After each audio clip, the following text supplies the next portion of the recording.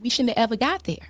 You shouldn't have ever even proposed to me. You shouldn't have ever even got to the place where we even, because you were there before we started. Exactly. So don't go there if you know that's where you, like, if that's where your mind is. You think he felt like he's gonna always stay there? You think he got married with you thinking that he'll never be able to provide or outperform you?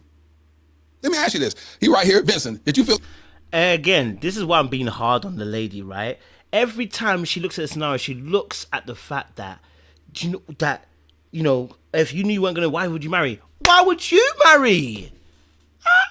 I need you to stop looking at him. Every time you look at him and you want to blame him, you are still in that. But you know what it is? I know, because this must be fresh. This must be fresh. I'm not gonna lie to you. This must be fresh because she's not looking at where she's contributed. She's only looking at him. And look, I'm not saying that he hasn't done anything wrong, but I'm just saying that she keeps looking at him. And I'm like, baby, the way you're talking doesn't tell me that you're actually holding yourself accountable. Because if you would, the way you would say it would be like, listen, you know what? He shouldn't have been looking for me. But at the same time, why was I even looking there as well? You'd equalize the table. You start, babe, come on. Yeah, the brother, okay, if you didn't have the money, why would he marry you? Why would you marry? Why would you marry? Do you think that why would you marry him then? If you think he's not up to your level, pal, why would you marry? You're betraying yourself. You understand? And if she doesn't learn this quickly, she will do it again. And this is what I'm saying. And if he doesn't learn this lesson about why, because he's not even giving us the truth. We're not getting the truth as to why you did on the first night. I need the truth. Now, here's the thing. Here's the thing. Here's the thing. So, partly what he's saying, I want to break it down. So he said, okay, on the wedding night, he had sex, and then he turned over, right? Okay, so if there's insecurity that's playing within a man, he's not making more money than her. We heard him say, this is number one. So, one, he's not making more money than her. That's one thing. Number two, he also said, when somebody has more anointing than you, so he had less anointing, he feels, or less spiritual maturity than she did, okay? That's number two, okay? That's insecurity, right? Then she planned the whole wedding. Now we're getting a bigger picture of this. Then she planned the whole wedding. This brother fell out of control. He fell out of control. This is not an excuse. Listen to me very carefully. It's not an excuse. We're explaining behavior. He fell out of control. He felt like he had no leadership. Number four, he also said, I didn't know that as a man, you're supposed to be the spiritual head of your home.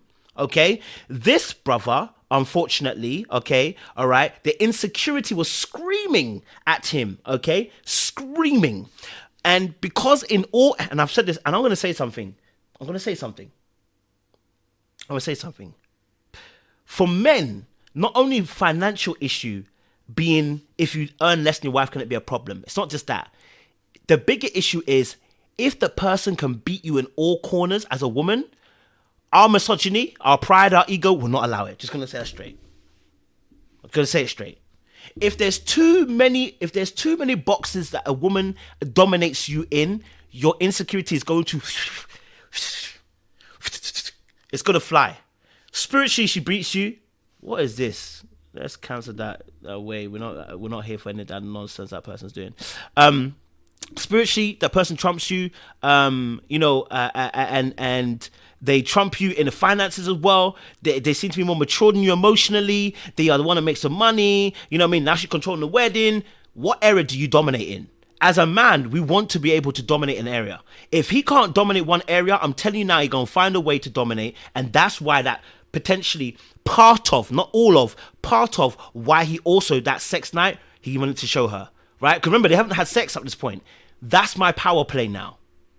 Right? That's my power play now. Remember, you was out here talking about how, I didn't give him nothing, and he wasn't going to get nothing. All right, cool.